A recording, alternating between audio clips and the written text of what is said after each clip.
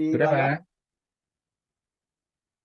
Ya, terima kasih banyak. Jadi eh, kita buka dengan Bismillahirrahmanirrahim. Assalamualaikum warahmatullahi wabarakatuh serta sholawat kepada Kanjeng Nabi Muhammad Sallallahu Alaihi Wasallam. Judul hari ini akan kita bicarakan itu adalah Agile Corporation atau Agile TQM for Corporation, di mana dalam bahasa Indonesianya kita bikin simple, yaitu budaya gesit tangkas. Dari artinya, gesit ini terhubung dengan kecepatan. Jadi sesuatu yang dilakukan dengan gesit, dengan cepat. Tapi kalau kita melihat kata tangkas, mohon izin, menurut pendapat saya itu terkoneksi juga dengan kompetensi. Jadi keterampilan dan pengetahuan dan juga pengalaman, sehingga korelasinya adalah hasil. Jadi gesit tangkas ini tidak hanya cepat, tepat guna, tetapi juga terkoneksi dengan kinerja dan hasil. Jadi sesuatu yang memang kita inginkan. Jadi kelihatannya sempurna, tetapi bukan tidak mungkin kita latih sehingga kita bisa menjadi pribadi yang gesit tangkas. Diharapkan gesit tangkas ini juga bisa menjadi semacam apa ya, kalau zaman sekarang itu viral begitu ya. Jadi kata-kata yang memang setiap orang itu bisa menerjemahkan agile itu dengan gesit tangkas. Nah, tetapi yang terpenting bukan terjemahannya apapun. Bisa saja nanti agile diterjemahkan dengan kombinasi kata yang lebih pas misalnya. Tetapi konteks yang ingin dibawakan ini adalah gesit tangkas itu kita mensiasati hidup kita di dunia ini itu dengan sebaik-baiknya. Tentunya kita juga tahu bahwa sebagai manusia, fitrah kita di bumi ini itu untuk beribadah kepada Sang Maha Pencipta. Agama apapun kita yakin bahwa kita manusia ini diciptakan oleh Sang Maha Pencipta. Sehingga kita harus selalu mengingat keberadaan kita ini semata-mata untuk Sang Maha Pencipta. Sehingga dalam singkatnya kita bisa menyimpulkan bahwa kita ini hidup di dunia ikhtiar untuk mendapatkan ridho dari Sang Maha Pencipta. Meraih keberhasilan tidak hanya dunia tetapi juga akhirat. Sehingga gesit tangkas ini atau dalam bahasa Inggrisnya adalah agile itu bisa menjadi budaya bangsa Indonesia. Kalau selama ini kita dikenal sebagai bangsa yang ramah ya. Nah, kita akan coba berusaha Indonesia ini menjadi bangsa yang berbudaya gesit tangkas, agile. Nah, tapi gesit tangkasnya ini sudah ke arah nilai budaya perilaku kita sebagai orang Indonesia, di mana kita berusaha sabar, syukur, ikhlas, dan take action. Ya, tentunya kita ingin menyampaikan hal-hal yang baik, mengupayakan hal-hal yang baik. Nah, ini background di mana saya mengkompilasi susunan materi ini. Ya, We Love Indonesia ini didedikasikan untuk Indonesia. Apa yang saya sampaikan ini bukan suatu karangan, tapi boleh dibilang semacam biografi saya. Jadi biografi saya ini pengalaman dari sejak saya tamat kuliah, bekerja, dan akhirnya purna bakti, dan alhamdulillah life begin at 60, Bang Putra. Siap. Hidup itu ternyata mulai dari umur 60, alhamdulillah. Baru ulang tahun bulan Agustus yang lalu gitu. Luar biasa. Nah, jadi semangat ini yang ingin saya sampaikan kepada teman-teman, bahwa hidup ini indah dan ini kesempatan kita untuk selalu bisa lebih mendekatkan diri kepada Sang Pencipta. Tentunya dengan kita melakukan sesuatu yang bermanfaat, tidak hanya untuk diri sendiri, tetapi orang banyak dan masyarakat luas. Luar biasa. Nah, impresi yang akan dibangun itu adalah kita harus punya sistem manajemen yang andal, tepat guna. Jadi selain kita menjadi pribadi yang gesit tangkas, kita juga harus kompeten. Kita juga harus mengikuti menggunakan standar-standar internasional. Banyak sekali standar bisa atau sistem manajemen yang bisa dipilih. Saya mengusulkan TQM untuk menjadi opsi kekinian. Nah, supaya tidak terkesan bahwa TQM itu berumur 100 tahun kuno dan sebagainya, maka kita sesuaikan dengan kekinian. Nah, kenapa kok 100 tahun ini menjadi penting? Di banyak kasus di Indonesia, bahkan ada perusahaan yang sudah berumur 50 tahun pun akhirnya kolaps dan bangkrut. Apalagi perusahaan-perusahaan baru yang sedemikian cepatnya menjadi terkenal, tetapi belum 5 tahun udah tutup. Ya, tidak saya sebut mereknya, adalah begitu ya. Nah, jadi kita sebagai pribadi gesit tangkas itu tidak hanya belajar nilai-nilai budaya perilaku, tetapi juga mengadopsi sistem manajemen. Nah, sistem manajemen ini kita contoh dari tidak hanya perusahaan-perusahaan besar atau korporasi mancanegara yang sudah berhasil bertahan selama 1 abad, tetapi juga negara Jepang itu kalah dalam Perang Dunia Kedua, mulai membangun ekonominya dari tahun 1945 dengan menggunakan TQM ini, sekitar tahun 1945-an. Tetapi sebetulnya sistem manajemen ini diperkenalkan oleh Edward Deming dan beberapa orang lainnya itu mulai tahun 1920-an. Dan saya belajar dari suatu perusahaan yang menerapkan gaya hidup TQM itu justru lebih awal, 1911. Perusahaannya tidak saya sebut, tapi nanti Japri bolehlah kita diskusi gitu ya. Karena memang sampai sekarang perusahaan tersebut tetap bertahan menjadi kekuatan ekonomi di negara aslinya, masuk ke peringkat 3 terbesar di dunia otomotif. Jadi saya bicara ini bukan suatu teori yang lihat dari buku, tetapi sedikit banyak saya serap dari pengalaman saya selama berkarir menjadi profesional. Dan saya mengambil kesimpulan, sistem manajemen ini tidak hanya bisa diterapkan di skala perusahaan atau korporasi, tetapi juga untuk individu, untuk perorangan. Karena yang punya strategi atau yang harus menggunakan strategi tidak hanya korporasi, tetapi perorangan juga bisa menggunakan strategi. Sehingga apa yang kita bicarakan ini itu diringkas dengan saat kita mendirikan perusahaan, apa yang akan kita lakukan, strategi apa yang akan kita gunakan. Saya mengusulkan Agile TQM menjadi suatu opsi. Agile TQM for Corporation. Nah, TQM sendiri itu adalah continual improvement, disesuaikan dengan kekinian menjadi Agile TQM. Izin Bang Unggul.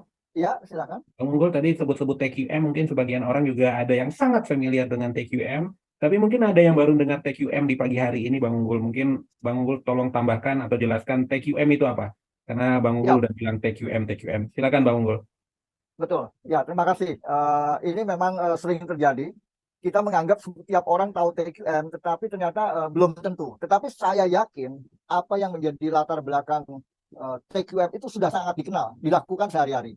Nah, TQM sendiri adalah kepanjangannya Total Quality Management. Dalam bahasa Indonesianya, manajemen kualitas terpadu. Nah, TQM ini diperkenalkan oleh Edward Deming secara resminya tahun 1920-an. Tetapi sebelumnya ada tokoh lain yang juga sudah memberikan intro semacam TQM di tahun-tahun sebelumnya. Bahkan di perusahaan yang saya belajar itu mereka sudah klaim sejak 1911 itu sudah menerapkan gaya hidup TQM, walaupun nama TQM-nya diperkenalkan oleh Edward Deming. Nah, jadi luar biasa sekali. TQM adalah manajemen sistem terpadu yang sudah berumur 100 tahun lebih.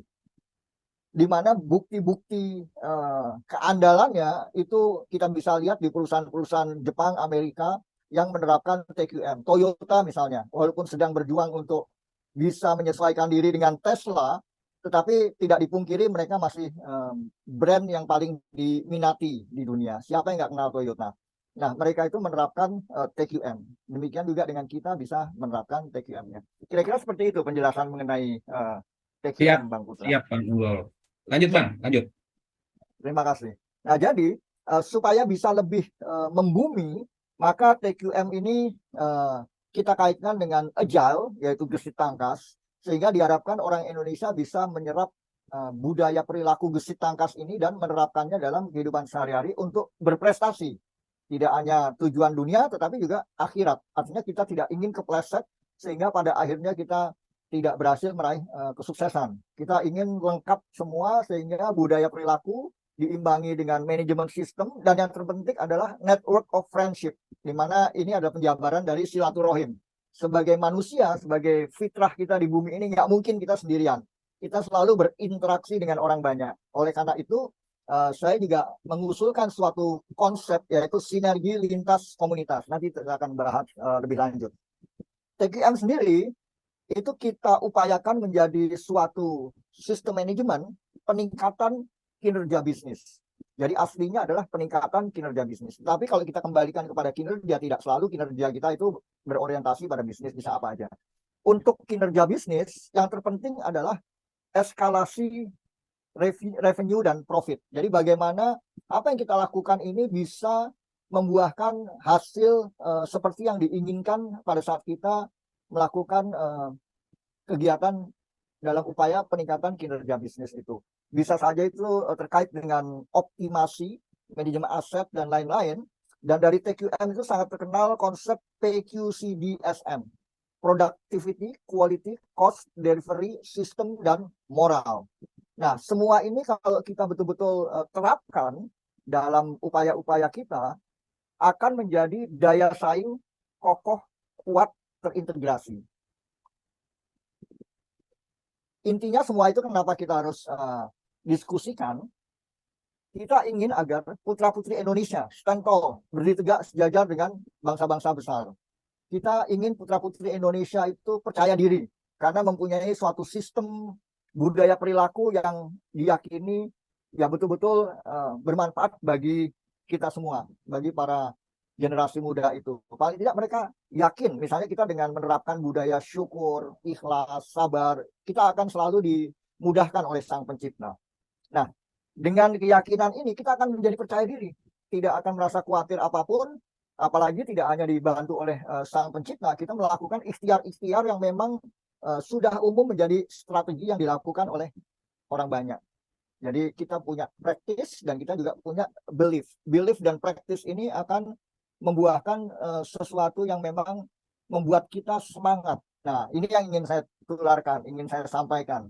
Di masa purna bakti saya, Life Begin at 60, saya mulai melihat itu semua dengan lebih jelas dan jernih. Karena pada saat saya menjadi karyawan, tentu mungkin ya sama lah dengan teman-teman semua gitu. Kadang-kadang pengen bolos juga, ada pikiran-pikiran yang mungkin tidak pas ya. Tetapi saya melihat itu semua tidak perlu terjadi jika kita memang betul-betul mensyukuri apa yang kita lakukan sehari-hari itu sebagai suatu berkah.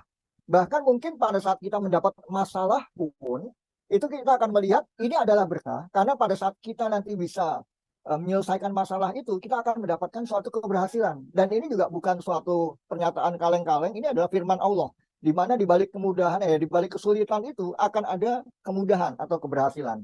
Dengan kita percaya seperti ini, kita akan menjadi bangsa yang memiliki generasi muda yang pantang menyerah, karena yakin sesuatu bisa diupayakan, dan jika memang sekehendak Sang Pencipta itu akan terjadi.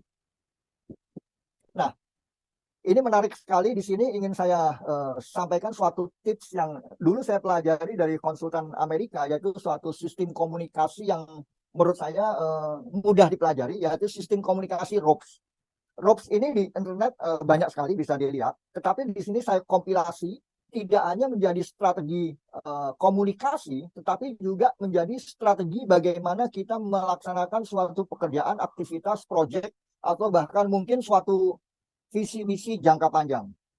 Jadi aslinya ROPS itu adalah review atau latar belakang, overview adalah tujuan, present adalah materi atau teori yang harus disampaikan, E adalah exercise, dan S adalah summary. Tetapi di sini saya kompilasi lagi menjadi R itu adalah general review, jadi sama latar belakang juga. Tetapi overview-nya itu menjadi strategic overview. Nah, P yang aslinya adalah present, saya kemas sedemikian rupa menjadi plan ahead strategy. Jadi kita berpikir untuk membuat rencana jangka panjang jauh ke depan. Execution dan summary sama. Di sini dikaitkan dengan budaya gesit tangkas, keberhasilan zaman now. Jadi kekinian yang ingin kita tampilkan di sini tidak hanya kekinian saat ini, tetapi juga yang bisa bertahan jangka panjang. Nah, jadi dari sisi keberhasilan ini kita perlu menerapkan sistem manajemen internasional. Karena memang ya dunia internasional itu sedemikian rupa sudah berpengalaman menerapkan cara-cara dan standar. Nah, kita juga harus mengikuti yang sama supaya kita paling tidak bisa menyesuaikan diri dengan semua itu. Nah, gesit tangkas ini diinginkan menjadi tidak hanya klasik karena sudah berumur 1 abad lebih, universal. Semua orang juga bisa menerapkannya, bisa mempelajarinya, dan yang terpenting kekiniannya kita bangun sehingga kita bisa membangun suatu pribadi, suatu usaha, aktivitas yang bertahan lama. Jadi bukan sebentar sukses lalu hilang, bukan begitu. Kita ingin membangun sesuatu yang robust dan holistik. Robust itu kokoh kuat, holistik itu terintegrasi. Dan yang terpenting di sini culture impact untuk masyarakat luas. Kita membangun peradaban. Jadi bagaimana apa yang kita lakukan ini bisa memberikan manfaat kepada orang banyak. Ini juga merupakan suatu firman Allah dari Subhanahu wa Ta'ala. Jadi menyikapi perubahan, Gesit Tangkas menyikapi perubahan. Itu semua bisa terjadi dan kita bisa jadikan strategi jangka panjang karena yang kita bangun itu adalah way of life. Nah, jadi way of life ini untuk diri sendiri, pribadi, keluarga, masyarakat, dan dalam konteks ini untuk to expand business growth. Jadi bagaimana kita membuat suatu bisnis yang memang bisa bertahan jangka panjang dengan konsep skalabilitas. Jadi peningkatan pencapaian yang berkelanjutan. Semangat Kaizen-nya itu kita gabungkan dengan kekinian. Jadi Kaizen itu terkesan lambat. Di sini kita kombinasi dengan Gesit Tangkas. Jadi kita selalu awas dengan apapun yang terjadi di masyarakat. Kita antisipasi dengan cepat. Sehingga kita bisa mendapatkan eskalasi dari apapun yang kita ingin capai. Jadi semangat untuk membuat prestasi berkelanjutan ini harus dibangun. Contohnya saja mungkin tadi pagi saya diskusi dengan menyampaikan ke Bang Putra, poster acara ini saya kirim ke LinkedIn sehingga tiap hari saya monitor berapa sih yang menjadi viewernya, tiap hari bertambah. Nah, saat itu harus dibangun. Demikian juga dalam proses bisnis dan kegiatan-kegiatan lainnya.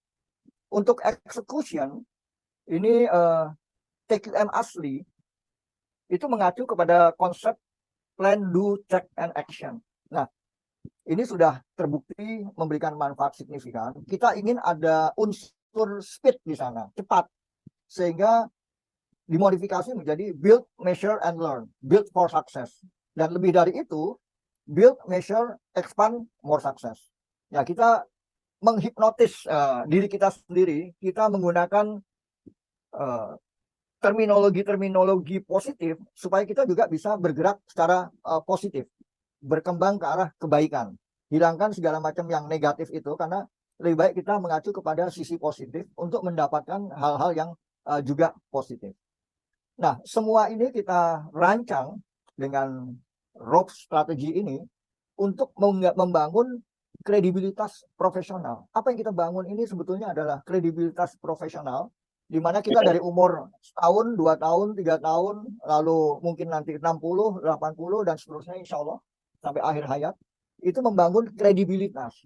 Jadi bagaimana apa yang kita lakukan itu selalu paling tidak bermanfaat untuk diri kita sendiri pertama-tama, lalu untuk orang banyak dan masyarakat luas. Nah, jika kita sudah selalu mengacu ke sana, maka kita tidak akan pernah memikirkan kata menyerah atau kelelahan. Karena kita punya visi jangka panjang, ingin selalu memberikan sesuatu yang bermanfaat. Nah, ini akan bisa berhasil dengan baik jika kita menerapkan suatu istilah baru ya, iman cerdas. Ini juga saya gabung aja iman cerdas. Karena kalau nanti dipisah ada yang bilang iman ya iman, cerdas ya kan. Jadi nanti kalau ada definisi baru akan ada perbedaan pendapat dan sebagainya. Jadi saya bikin terminologi baru aja iman cerdas. Di mana konteksnya ya kita selalu ingin memberikan manfaat kepada orang banyak, melakukan segala sesuatunya sesuai dengan fitrah manusia diciptakan oleh Sang Pencipta untuk meraih keberhasilan dunia akhirat. Nah, di sini setiap orang jika ingin memberikan kontribusi terbaiknya, maka akan sangat bermanfaat tidak hanya untuk pribadi yang bersangkutan, tetapi juga memberikan manfaat kepada timnya, organisasinya. Kita nggak akan pernah dengar lagi ada orang mengeluh gitu. Kenapa? Saat mungkin dimarahi oleh atasannya, bukannya mengeluh malah bersyukur kan. Jadi sebagai karyawan dia diberi peringatan atau teguran dan memanfaatkan teguran itu untuk memperbaiki diri. Nah, ini adalah semangat Kaizen juga yang aslinya dari Jepang, tetapi kita kombinasi dengan kekinian bahwa budaya Indonesia itu juga mengenal sabar, syukur, ikhlas. Itu adalah budaya-budaya perilaku yang baik yang perlu kita selalu ingat dan kita terapkan dalam kehidupan sehari-hari. Paling tidak kita punya beberapa fondasi ya, tentunya selain religi, bahwa budaya perilaku nasional ini kita bangun bersama-sama. Indonesia menjadi budaya yang ramah itu tidak dibangun overnight, tetapi sudah dibangun sejak zaman dahulu kala. Nah, ini yang akan kita terus mulai dari sekarang. Jadi kita sebagai komunitas yang hidup di zaman milenial ini akan memperkenalkan budaya perilaku Gesit Tangkas ini, iman cerdas ini. Sehingga kontribusi kita di zaman ini, di zaman kita hidup sekarang ini, itu akan menjadi sesuatu kebanggaan dari bangsa Indonesia, bahwa bangsa Indonesia juga punya budaya perilaku gesit tangkas dan iman cerdas. Kenapa tidak kita upayakan? Saya mengajak teman-teman semua di sini untuk memperkenalkan ini kepada masyarakat luas dan orang banyak, terutama bangsa Indonesia generasi muda. Nah, secara Dan bisnis, Unggul, ya, terima kasih Bang Putra, boleh silakan. ke slide sebelumnya Bang Unggul. Ya, Oke, di pojok kanan ada IPO public offering, belum dijelasin Bang Unggul. oh ya, kebetulan di layar saya ketutupan dengan video peserta. Oh Mohon oke, izin. oke. Ada tulisan Ya, IPO dan public offering. Kebetulan di ya, ruangan ini juga ada pakar IPO. Coach Budi juga hadir, mungkin bisa nge-link tuh. ya, Budi. terima kasih. Enggak, bisa Ya, dijelasin mungkin Bang siap. korelasinya dengan topik kita hari ini. Terima kasih, luar biasa. Jadi gesit tangkas ini itu diharapkan bisa menjadi fondasi orang Indonesia melakukan aktivitasnya. Kalau untuk individu dan keluarga itu merupakan suatu hal yang berbeda dengan kalau kita menerapkannya dalam dunia bisnis, dalam perusahaan atau korporasi. Nah, untuk korporasi itu salah satu media atau salah satu cara yang bisa diikhtiarkan itu membangun suatu bisnis yang berskala internasional. Nah, jadi IPO ini itu merupakan pintu gerbangnya, jalan masuknya. Sehingga perusahaan ini mungkin dia tidak perlu IPO dari sisi yang umum ya, tetapi yang perlu diupayakan public offering ini adalah membangun kontribusi nasional, di mana orang Indonesia juga bisa ikutan gitu. Misalnya katakanlah ada brand yang sudah terkenal, betul-betul maju, bagus, ya kita ajak masyarakat untuk juga ikut memilikinya. Dan terutama sekali bila nanti kita juga bisa masuk ke bagian public offering international, Wall Street dan sebagainya. Kebetulan ada mitra kita juga yang memang menangani itu dari pasar di Amerika. Nah, jadi IPO ini sengaja ditulis, jadi bukan menjadi suatu target yang harus dicapai, tetapi justru ini adalah journey, mengingatkan kita bahwa public offering ini bisa di Indonesia, bisa juga di mancanegara secara internasional.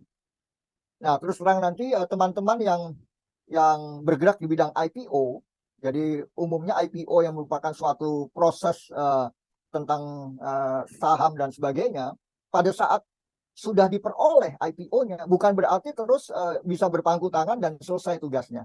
Kenapa? Karena begitu kinerjanya menurun atau mungkin tidak seperti yang diharapkan, maka kepercayaan masyarakat juga akan menurun. Sehingga tidak ada pilihan bahwa kita akan harus terus menjadi besar.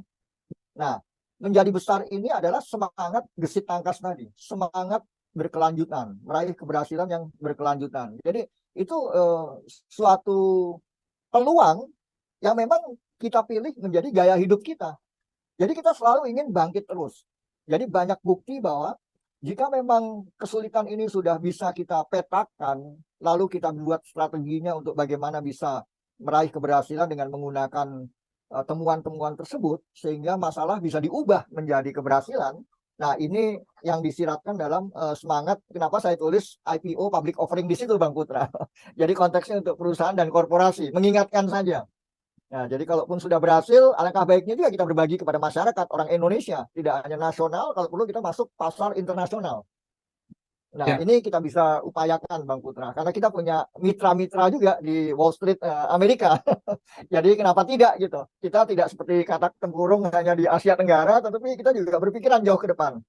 Karena sang pencipta itu tidak hanya memikirkan bahwa khalifah itu hanya di bumi, tetapi bumi ini sebagai pusat dari alam semesta. Mohon izin kalau terlalu berlebihan.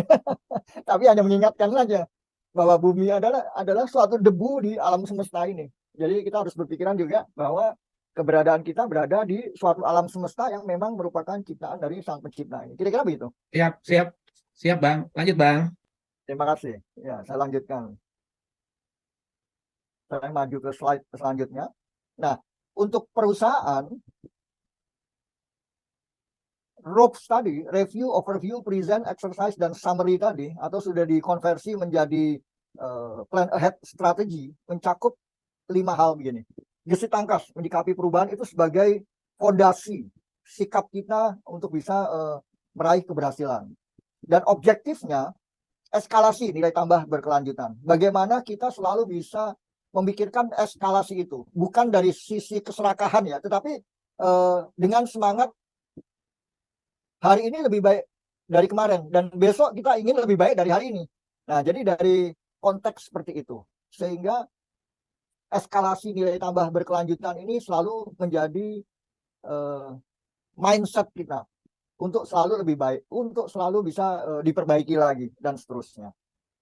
Dan sebagai strateginya, plan ahead strateginya, converting vision into tangible outcomes, atau lebih pasnya selalu meningkatkan scalability itu menjadi lebih baik dari hari ke hari. Nah, untuk praktisnya exercise, kita menerapkan robust holistic culture impact. Jadi apa yang kita lakukan sehari-hari ini sebagai daily management. Nah, daily management, robust holistic culture impact itu semua adalah terminologi-terminologi yang biasa digunakan pada TQM. Nah, di sini perlu kita perkenalkan kepada masyarakat luas sehingga paling tidak bisa memberi inspirasi lah bagaimana dampak kepada masyarakat misalnya perlu dibangun, karena pada kadang-kadang kita hanya berpikir untuk diri kita sendiri. Yang penting saya berhasil, saya senang, tapi sebetulnya di atas itu bagaimana manfaat ini kita berikan tidak hanya untuk diri kita sendiri tetapi juga untuk orang banyak dan masyarakat luas. Nah, ini yang perlu selalu ditanamkan kepada generasi yang sekarang ini supaya mereka juga berorientasi tidak hanya kepada diri sendiri. Oke lah, generasi rebahan, tetapi kalau dia bisa melakukan suatu kinerja yang baik dan itu didistribusikan sebagai manfaat untuk orang banyak, ya nggak ada masalah juga gitu. Yang terpenting kita mengacu kepada bagaimana caranya seseorang, tim, organisasi, perusahaan, terutama korporasi, bisa memberikan manfaat kepada masyarakat luas. Nah, ini idenya dari training effectiveness measurement. Jadi mengukur efektivitas pelatihan, karena background saya adalah dari HRD, dari bidang training. Tentunya akan terbiasa dengan Kirkpatrick evaluation itu. Di sini ditambahkan lagi sebagai level kelimanya. Hal yang pertama adalah reaksi, kedua knowledge, ketiga behavior, keempat adalah result, maka kelima dampak kepada masyarakat. Jadi ini Kirkpatrick zaman now itu namanya unggul Baroto. Saya tambahkan dengan mengukur dampak kepada masyarakat. Sehingga kalau perusahaan menyelenggarakan suatu pelatihan, alangkah baiknya juga menambahkan dengan ukuran hasil aktivitas yang memberikan dampak kepada masyarakat luas. Begitu. Nggak ada salahnya kan kita melakukan sesuatu yang lebih baik begitu.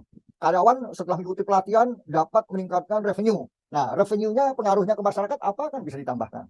Oke, itu dari Robust Holistic Culture Impact sebagai exercise. Lalu selanjutnya adalah expected summary sustainable business growth. Jadi ini perlu diperkenalkan kepada seluruh karyawan kalau kita bicaranya adalah korporasi bahwa yang terpenting yang menjadi sasaran utama itu adalah pertumbuhan yang berkelanjutan. Jadi pertumbuhan berkelanjutan ini luar biasa. Kita bisa mulai dari sedikit lalu menjadi banyak, terutama bisa jika dikaitkan dengan eksponensial, tidak linear. Nah, caranya bagaimana? Caranya dengan hari ini harus lebih baik dari kemarin, besok insya Allah lebih baik dari hari ini. Seperti itu. Nah, secara detail itu saya jabarkan dalam poin-poin seperti ini, dan sebagai kesimpulan dari semua ini itu adalah gesit tangkas menyikapi perubahan, skalabilitas peningkatan prestasi, kinerja berkelanjutan, dan ada satu kata yang akan sangat menarik sekali untuk diupayakan yaitu super team. Nah, untuk bisa membangun super team itu tidak ada masalah, banyak cara yang kita bisa pelajari terpisah, dan mohon izin materi saya ini totalnya sekitar 198 halaman. Tidak akan saya sampaikan semua. Pada kesempatan ini kita akan mereview 18 halaman, 16 atau 17 halaman. Sekarang kita di halaman ke-7. Tetapi materinya lengkap 199 halaman. Itu juga bisa dipecah-pecah lagi menjadi ide-ide pelatihan dan sebagainya. Sehingga teman-teman nanti bisa merancang sendiri kira-kira apa yang akan bisa dilakukan supaya Agile TQM untuk korporasi ini bisa dikontribusikan oleh teman-teman dalam pekerjaannya sehari-hari sehingga kredibilitas profesional dari setiap orang di perusahaan bisa ditingkatkan. Kira-kira seperti itu. Nah, pada prinsipnya kita akan membagi dua strategi kita ini, yaitu plan and action. Objektif 1 ini sifatnya perencanaan. Jadi fondasi yang kita bangun ini adalah membangun super team, keterlibatan setiap orang, memformulasi daya saing perusahaan. Lalu untuk eksekusinya, menerapkan way of life, kekinian, universal, dan jangka panjang, to expand business growth. Setiap orang, SDM, gesit tangkas, semangat berprestasi. Nah, kita selalu mengingatkan bahwa semangat dan berprestasi ini merupakan opsi yang lebih menarik daripada kita bersungut-sungut, capek, mengeluh, dan sebagainya. Dan lebih parah lagi, nanti kita dianggap tidak ikhlas, tidak mensyukuri berkah. Nah, jadi lebih baik kita selalu mengingatkan kepada teman-teman kita, semua orang, bahwa kalau kita mensyukuri apapun yang diberikan oleh Sang Pencipta, yakin bahwa itu adalah baik, husnudzon, yakin bahwa apa yang diberikan oleh Sang Pencipta itu baik untuk kita semua, maka kita akan tenang begitu. Apalagi kita percaya bahwa kalau kita melakukan ikhtiar, usaha, akan mendapat hasil-hasil yang lebih baik. Nah, di sebelah kanan ini ada House of Culture. Jadi rumah TQM. Biasanya TQM itu pilarnya banyak, tetapi saya mempelajari dari Wayne Brockbank, jadi seseorang profesor dari University of Michigan, dia memperkenalkan behavioral culture pillar. Jadi fokus kepada 3 yang terpenting. Nah, kenapa kok 3? Kenapa nggak 10? 10 kan bagus. Ya, 10 itu banyak. Sampai sekarang seumur hidup, saya nggak pernah hafal dasar dharma itu. Walaupun saya udah jadi penggalang gitu. Kenapa? Karena 10. Ya, alhamdulillah Pancasila hafal ya. Ya, tetapi dasar dharma 10 itu alhamdulillah saya nggak pernah hafal sampai sekarang. Karena 10 banyak sekali. Cukup banyak. Nah, jadi 3 ini perlu dipilih supaya mudah diingat.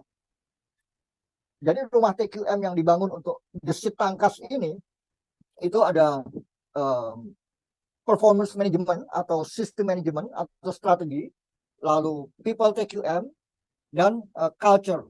Jadi kalau culture ini adalah budaya perilaku, termasuk nanti ada network of friendship, jadi jaringan pertemanan, atau konsep terkininya diperkenalkan oleh Dave Ulrich adalah market oriented ecosystem. Jadi apapun tuh ada, semua tersedia, sudah dimiliki oleh berbagai mitra-mitra kita, tinggal bagaimana kita mengkoordinasikannya saja. Nah, sehingga tidak harus kita memiliki sesuatu, dan ini juga sesuai dengan semangat industri 4.0, di mana teknologi itu dirangkai menjadi satu sehingga memberikan manfaat. Tidak semua harus menjadi milik kita. Kira-kira seperti itu. Nah, pilar TQM3 ini bisa kita terapkan juga dalam kegiatan sehari-hari. Bagaimana people leadership ini membantu kita, bagaimana kita mempelajari kepemimpinan untuk bisa memberikan hasil yang terbaik kepada tim kita, apa yang kita lakukan, organisasi kita, perusahaan kita, dan sebagainya. Kita juga menggunakan manajemen sistem internasional sehingga mempunyai standar yang sudah teruji. Kita tidak mencoba sesuatu yang baru yang belum tentu dari sisi cara bekerja. Kita menggunakan proses-proses yang memang sudah terverifikasi dan tervalidasi. Dan terpenting semua itu bisa menjadi budaya perilaku kita. Kita mengacu kepada bagaimana membangun culture dan memberikan culture impact. Nah,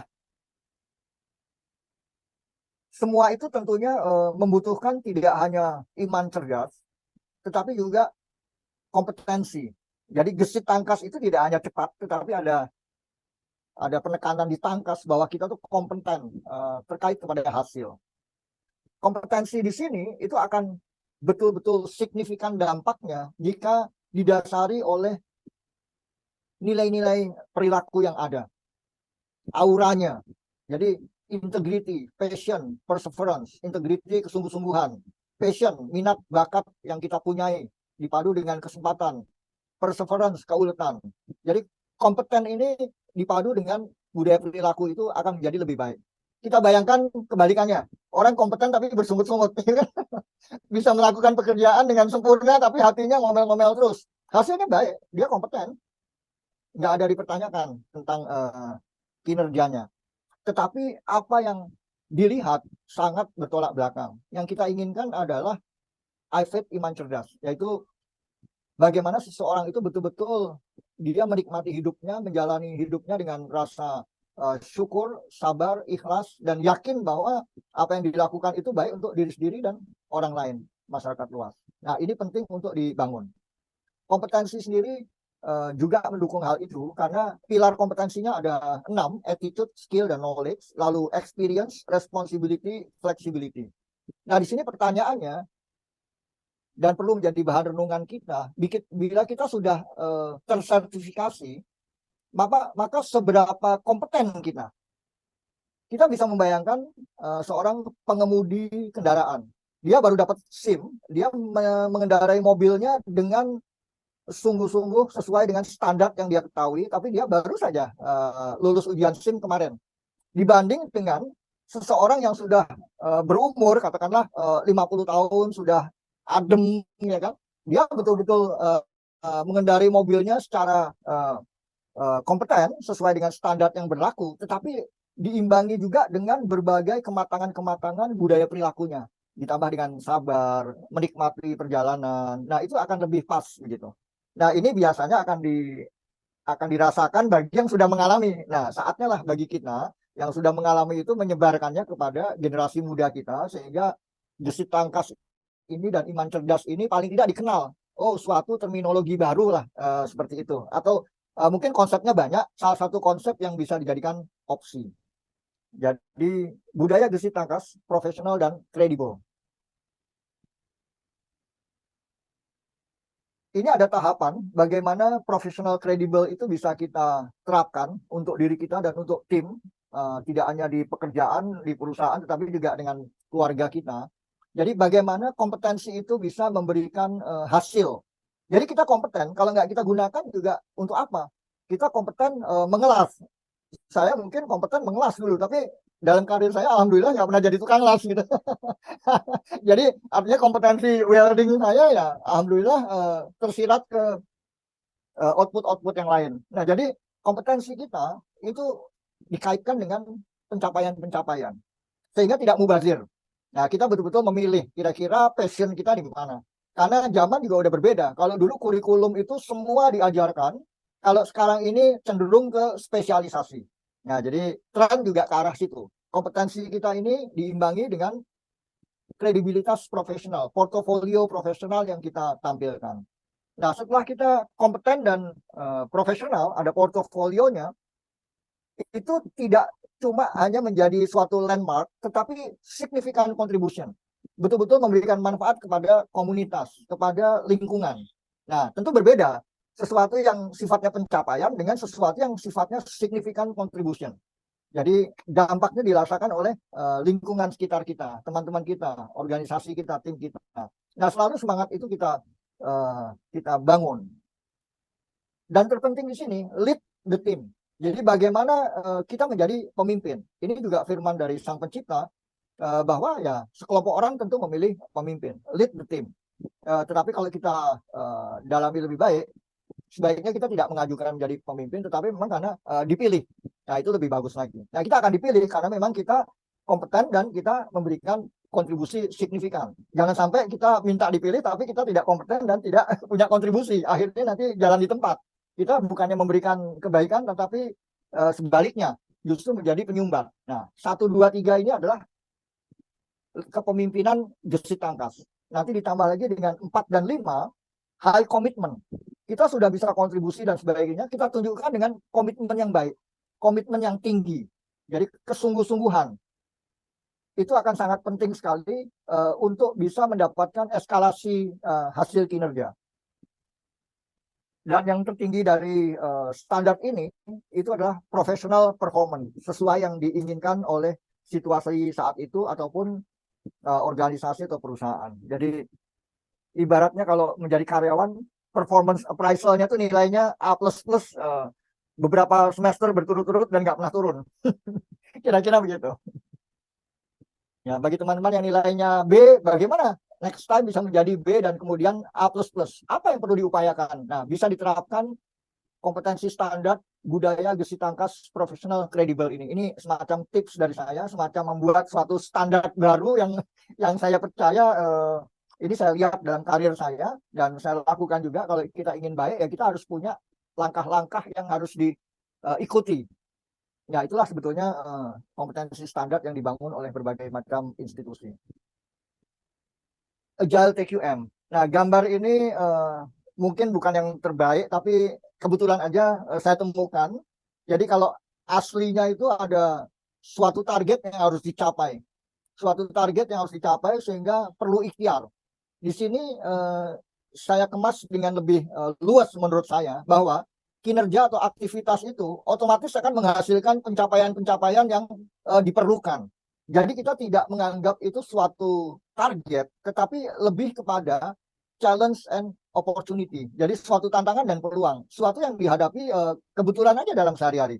Kalau kita mau pergi ke uh, suatu tempat, kita harus naik kendaraan umum, lalu kita harus tepat waktu. Nah, makanya kita melakukannya sebagai tantangan dan peluang saja. Jadi kalau kita melihat itu hanya sebagai target, mungkin nanti kita tidak menikmatinya. Nah, jadi di sini kinerja ini mewakili tantangan dan peluang. Ini semangat dari Agile TQM itu. Kita bukan tidak tahu ada target, tetapi kita akan sangat menikmati apa yang kita lakukan. Nah, itu yang diupayakan. Jadi jangan sampai target itu menjadi beban, apalagi menjadi masalah, apalagi dihindari. Wah, itu repot itu. Ya kan? Ada seseorang misalnya manajer diberi tanggung jawab produksi tahun ini 1.000. Nanti tahun depan ada harus produksi 2.000 dan dia menganggap itu sebagai beban, itu di luar konsep Agile TQM. Yang terjadi, yang diinginkan, dia mendapat kesempatan untuk membangun profesional credibility, membangun portofolio. Sekarang target 1.000, dia diberi kesempatan, diberi peluang untuk bisa meningkatkannya menjadi 2.000. Nah, jadi ini mindset penting dari Agile TQM. Yang mungkin gambar ini bisa mewakili, kalau teman-teman bisa memberikan gambar yang lebih baik, most welcome.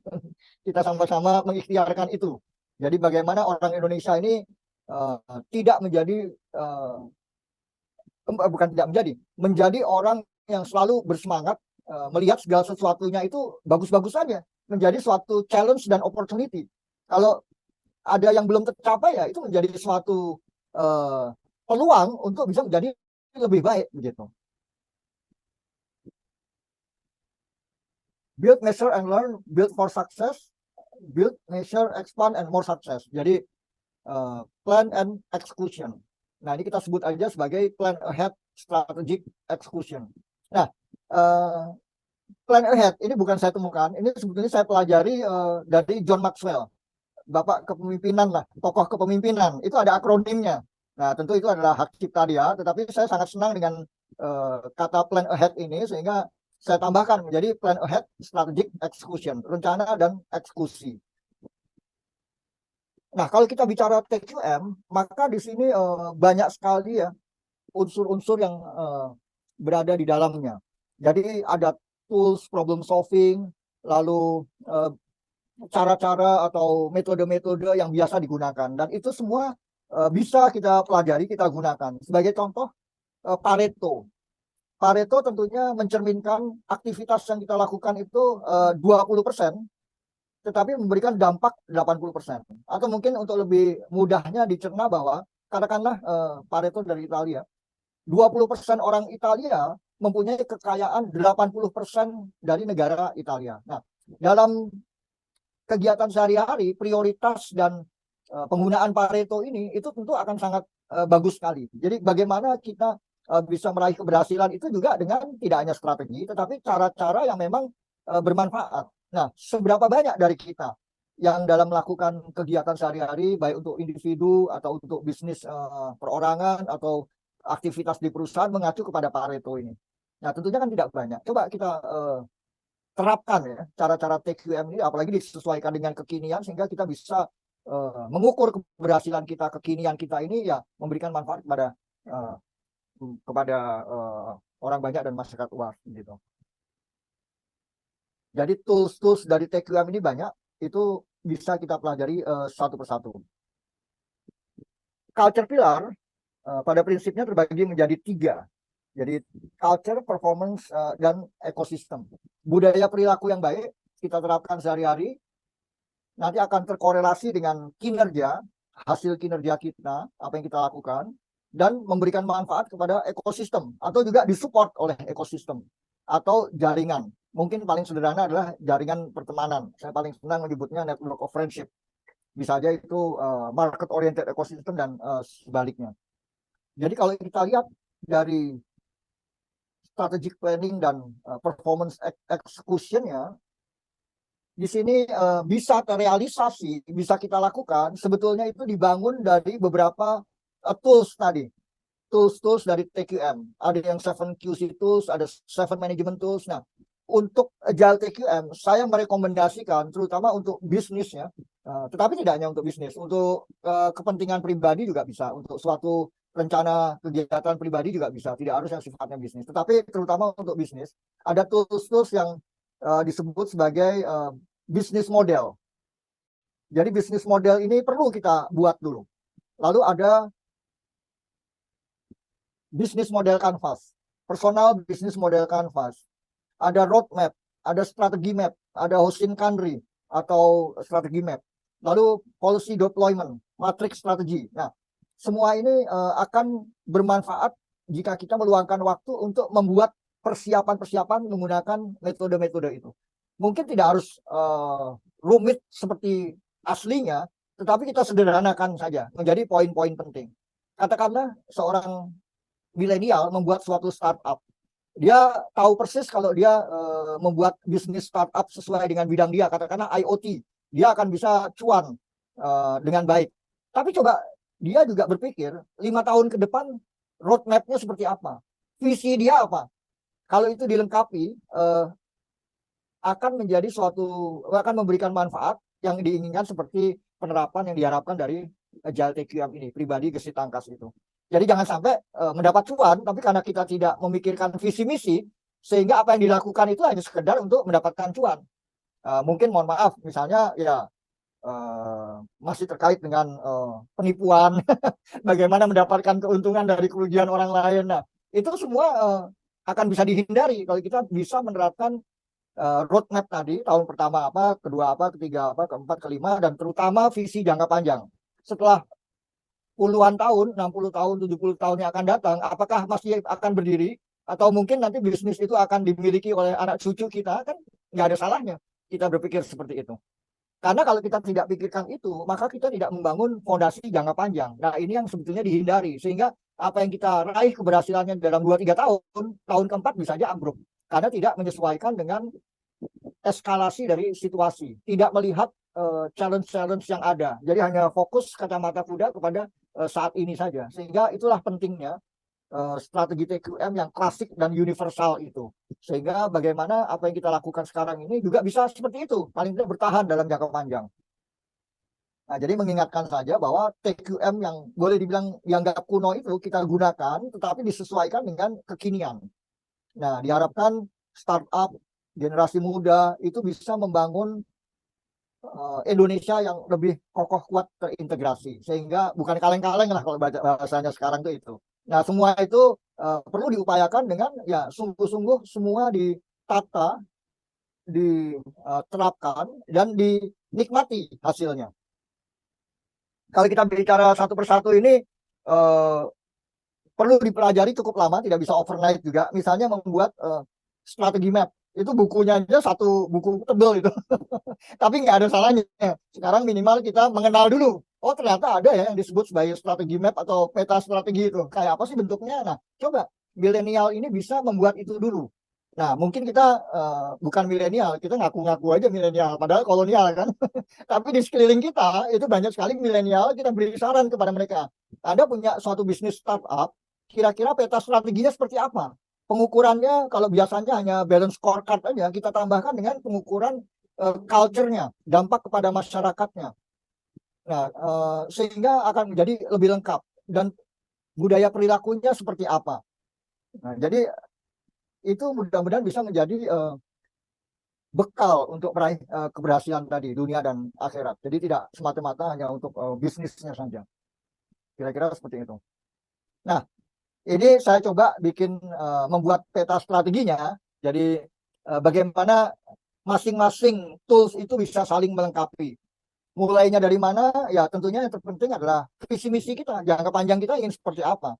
Kalau kita sudah punya visi misi, maka kita bisa jabarkan sekarang ingin apa, bisnis modelnya seperti apa, kinerjanya seperti apa, model kinerjanya bagaimana. Lalu kaitannya dengan kita pribadi, personal bisnis model kanvasnya seperti apa, atau personal model kanvasnya bagaimana. Kita ingin menjadi apa nanti suatu saat. Lalu setelah itu kita bisa bangun roadmap-nya, peta jalan. Kalau tadi kita berpikir visi misi, katakanlah sampai umur 60-70 tahun, kita ingin membangun apa, roadmap-nya setahun, 2 tahun, 3 tahun, 4 tahun, 5 tahun ke depan bagaimana.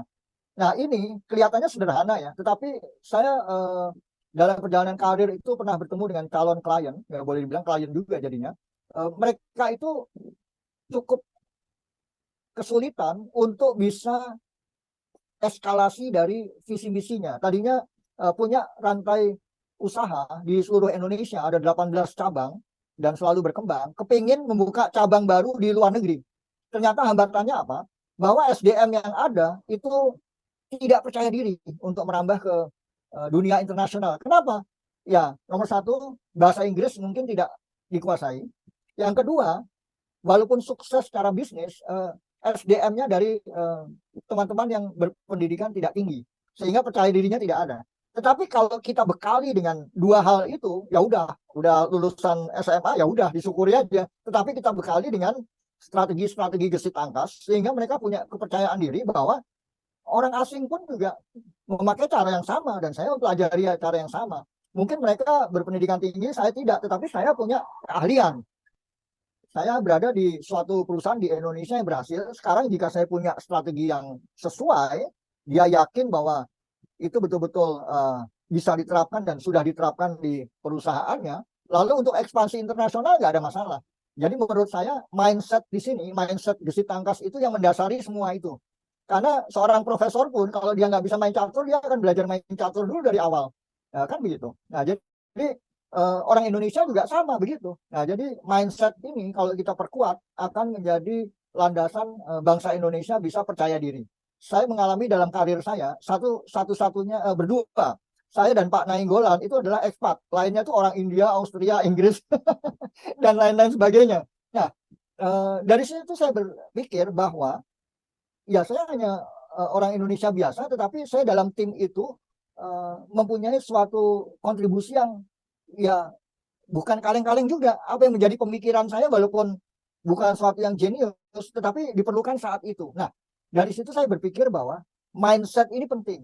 Yang terpenting kita jangan minder, tapi juga jangan sombong gitu.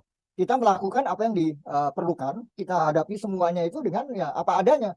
Disuruh merekrut 2.000 orang, ya kita rekrut aja 2.000 orang. Tapi mungkin kalau orang yang dengar dapat tugas 2.000 orang, membayangkan 2.000 itu seperti apa? Banyak sekali kan?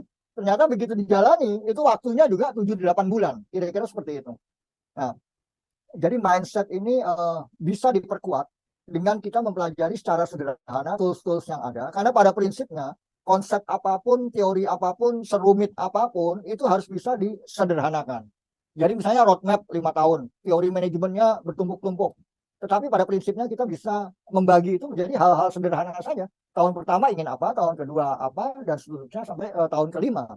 Nah, jadi tools-tools ini secara lengkap perlu kita pertimbangkan menjadi referensi agar apa yang kita akan lakukan itu betul-betul sudah direview dengan menggunakan alat-alat yang pas. Ibaratnya saya dari teknik mesin, mengencangkan baut itu akan susah sekali kalau kita pakai jempol dan kelingking. Tapi kalau kita pakai kunci Inggris yang betul-betul mantep, ya itu akan terlakukan dengan sempurna, kan seperti itu. Jadi alat ini harus kita pakai begitu.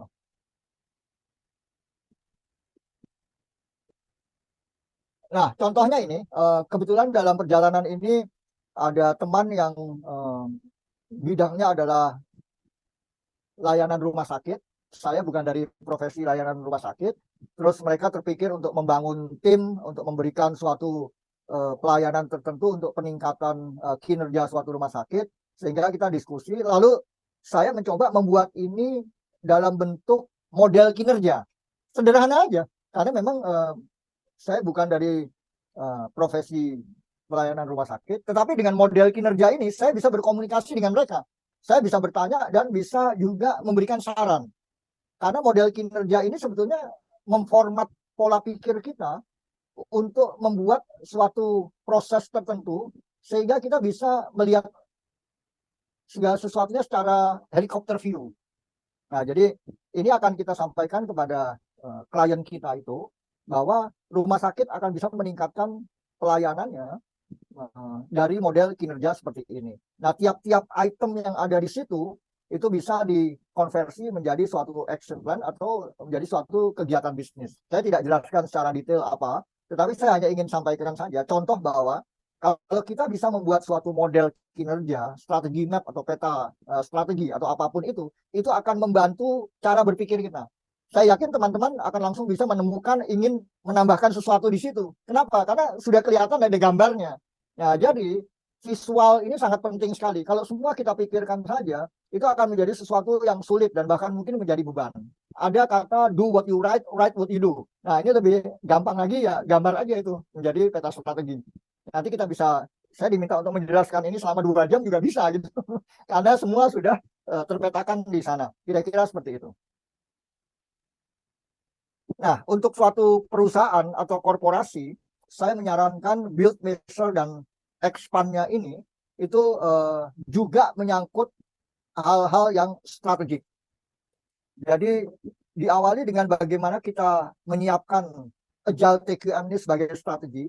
Jadi TQM yang kekinian dilengkapi dengan semua tools-tools yang ada itu, kita pelajari satu persatu dan kita terapkan dalam kegiatan sehari-hari. Lalu juga mengacu kepada sistem dan standar yang ada sehingga kita bisa berinteraksi. Misalnya kita mau ekspor pun kita harus punya ISO standar sehingga barang yang kita kirim ke luar negeri itu juga bisa diterima oleh mereka karena yakin apa yang dilakukan sudah sesuai sistem dan standar yang berlaku. Nah, jadi generasi muda terutama startup kenapa tidak menerapkan ini? Dan ini juga tidak disarankan hanya untuk generasi muda tetapi juga untuk perusahaan dan korporasi yang memang bergerak di bidang-bidang yang utama, primer di Indonesia. Aset manajemen, ini juga begitu, bisa menjadi suatu kekuatan ya, karena saya pernah menerapkan bagaimana manajemen aset atau manajemen overhead atau manajemen keuangan itu dapat memberikan manfaat yang signifikan. Jadi saya bekerja di suatu perusahaan yang belum break even point dan berjuang untuk mendapatkan break even cash. Bagaimana bulan depan itu gaji bisa terbayar dengan apapun caranya yang memang berlaku sesuai standar, sehingga perusahaan bisa berjalan dengan baik. Nah, aset manajemen ini diterapkan di sana. Menjadi salah satu bagian dari kurikulum sebagai silabus pada tahap persiapan. Sehingga bagaimana aset manajemen atau finance management itu menjadi fondasi tiap orang untuk bisa memberikan kontribusi, menjadi suatu silabus dari kurikulum yang saya usulkan ini. Mungkin diawali dengan hal yang sederhana sehingga nantinya bisa memberikan sesuatu yang signifikan. Nah, Agile TQM sebagai fondasi, selanjutnya masuk kepada tingkat berikutnya, yaitu proses dan target. Fondasi diikuti dengan proses dan target. Saya mengusulkan topik risk management, government risk compliance management. Lalu juga IPO. Jadi bagaimana konsep-konsep IPO itu bisa diterapkan dalam suatu perusahaan, tidak hanya dengan visi kontribusi nasional, tetapi memang dengan menerapkan IPO ini, perusahaan itu sudah dengan sendirinya dibimbing, mempunyai standar-standar dan ketentuan, mengikuti ketentuan-ketentuan yang memang disarankan.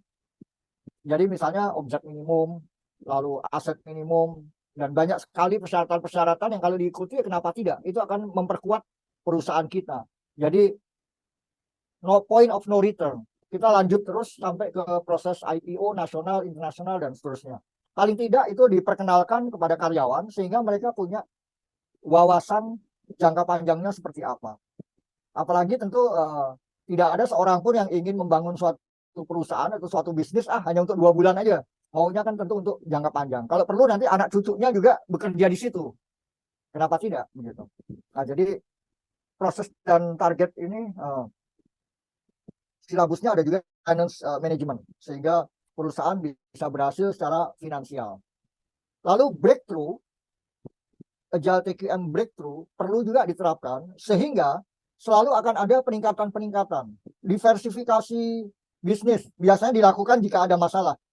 Tetapi kenapa nggak dibalik? Diversifikasi bisnis, penambahan ya, jadi bukan perubahan misalnya, penambahan bisnis, aspek-aspek bisnis, tujuan-tujuan bisnis, itu dilakukan pada saat kita juga besar dan berkembang. Kenapa tidak? Teman saya, seorang passion dari Aito, memperkenalkan bisnis expander, capacity expander. Ini juga bisa menjadi silabus dari kurikulum Agile TQM for Corporation. Merger and acquisition, joint operation, bagaimana kita mengimplementasi market oriented ecosystem atau network of friendship dalam bahasa saya yang disederhanakan. Nah, dengan kurikulum ini suatu perusahaan bisa mempunyai rencana pengembangan jangka panjang sebagai expectation summary, sebagai visi jangka panjang yang akan dikerjakan dimulai dari sekarang. Perusahaan yang baik itu adalah perusahaan yang diminati oleh orang banyak. Jadi kalau brandnya bagus tapi belum diminati, ya mungkin perlu diupayakan menjadi brand yang bagus dan juga diminati. Public offering merupakan suatu measure di sana. Kalau memang nilainya bagus, tentu orang juga akan beramai-ramai ingin menjadi bagian dari perusahaan atau brand tersebut. Nah, kurikulum tadi saya kemas dalam poster sederhana. Ini akan kita sosialisasikan sebisa mungkin bantuan juga dari rekan-rekan atau ya diundang untuk menjadi bagian dari inisiatif ini. Bagaimana kita bisa memperkenalkan Agile TQM ini kepada startup, perusahaan-perusahaan di Indonesia, dan mungkin juga generasi muda milenial. Nah, ini ada suatu konsep.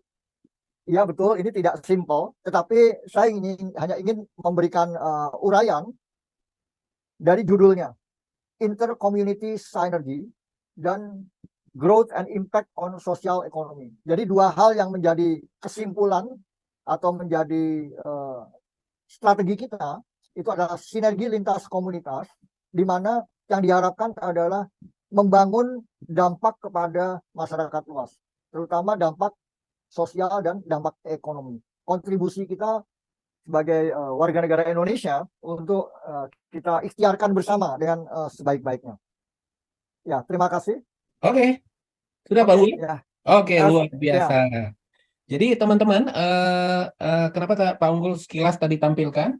Untuk teman-teman yang nanti ingin memperoleh e-materialnya, otomatis akan mendapatkan semua apa yang ditayangkan oleh Pak Unggul tadi. Terima kasih Pak Unggul atas paparannya yang luar biasa. Dan karena waktu juga nih Pak Unggul, izin saya harus menyampaikan penutup ya di pagi hari ini yang luar biasa. Izin share lagi, tanya jawab tadi udah kita selesaikan. Dan kembali, teman-teman yang ingin memiliki sertifikat, plus materi, plus bonus materi. Ya, jadi ada materi yang tadi dipaparkan 17 halaman kalau nggak salah. Dan ada 100 lebih halaman. Saya lihat tadi 100 lebih ya Pak ya, juga akan diberikan bagi teman-teman yang berminat dengan materi dan sertifikat. Ya, caranya gampang, tinggal foto barcode-nya. Nanti teman-teman akan kehubung dengan Mbak Siva, tuh Mbak Siva yang lagi bengong-bengong tuh. Ya, silakan ya yang ingin tinggal di foto barcode-nya dan terhubung dengan Mbak Siva. Ada sedikit investasi sebesar 150.000 saja untuk mendapatkan materi yang luar biasa ini ya.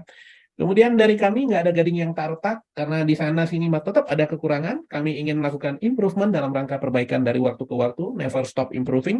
Tolong inputan buat kami ya di webinar pagi hari ini, foto barcode-nya dan beri inputan ke kami untuk bisa kami lakukan perbaikan dari waktu ke waktu, sehingga kami dari waktu ke waktu bisa melakukan improvement ya, karena salah satu bentuk aplikasi TQM itu adalah bentuknya sebuah improvement ke depannya.